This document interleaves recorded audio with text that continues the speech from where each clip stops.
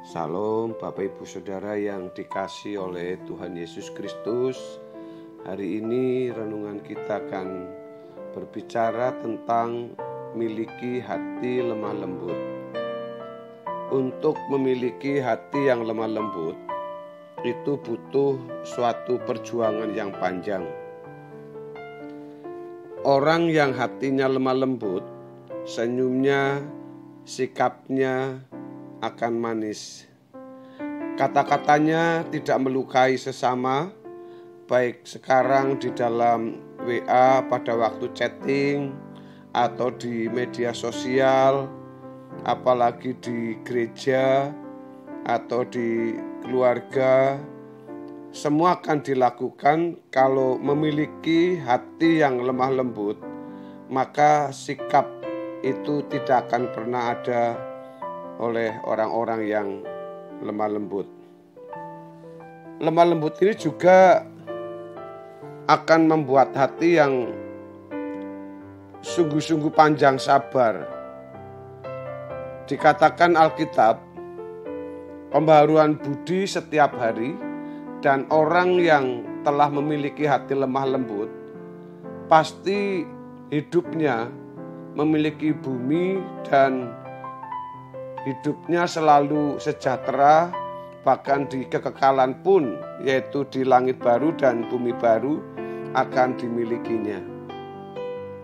Tuhan Yesus bersabda dalam Matius pasal yang kelima ayat yang kelima, berbahagialah orang yang lemah lembut, karena mereka akan memiliki bumi.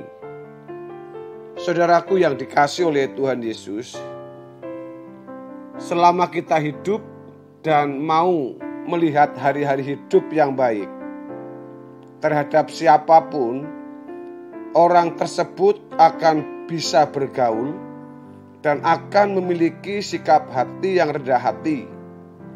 Dalam tanda petik itu bukan rendah diri. Kalau rendah diri itu minder. Orang yang rendah hati itu orang yang selalu tidak pernah memandang orang lain lebih rendah dari kita, sekalipun kita banyak memiliki kelebihan dari orang lain. Tapi kalau orang itu memiliki hati lemah lembut, setiap ucapan perkataannya itu akan menyejukkan orang. Dan memang orang yang menghidupi dari kebenaran firman Tuhan yang benar itu dapat dilihat dari ucapan-ucapannya, dari setiap kata yang keluar dari mulutnya. Bukan seperti anak dunia ini yang selalu sengaja bila chatting atau ber-WA atau di media sosial, mereka itu memiliki atau memakai kata-kata dunia yang arogan karena ingin menonjolkan dirinya dan ingin tampak diakui siapa dirinya.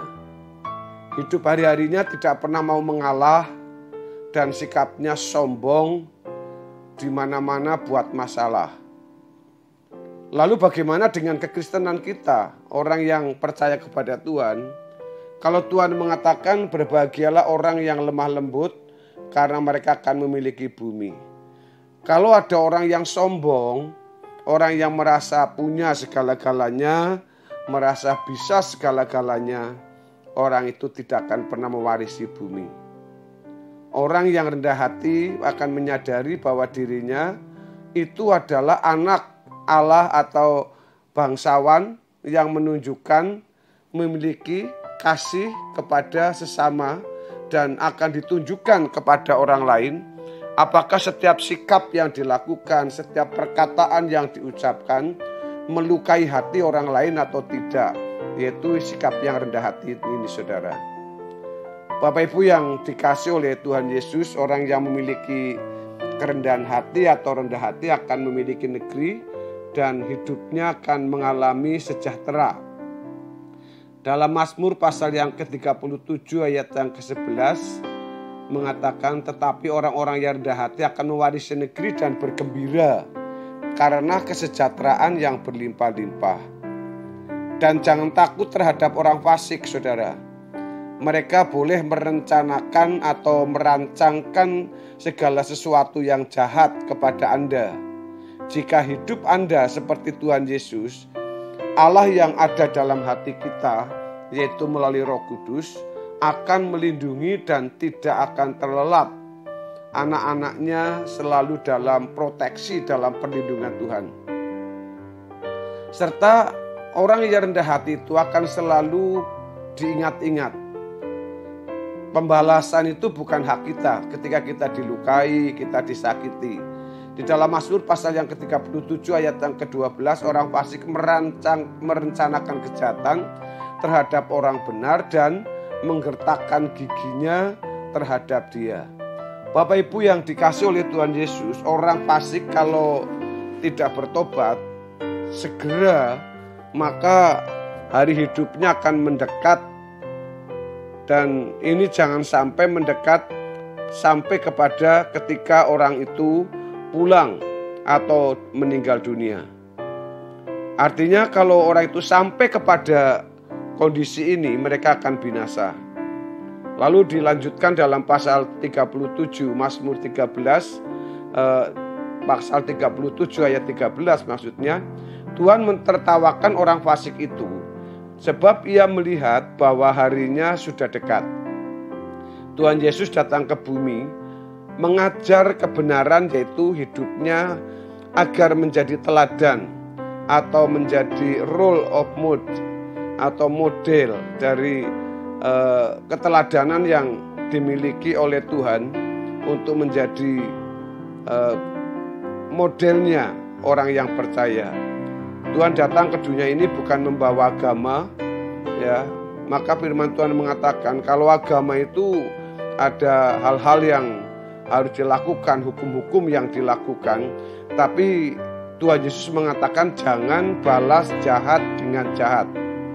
Karena jelas sekali saudara-saudara dalam Roma 12 ayat yang ke-19 berbicara tentang pembalasan adalah haknya Tuhan.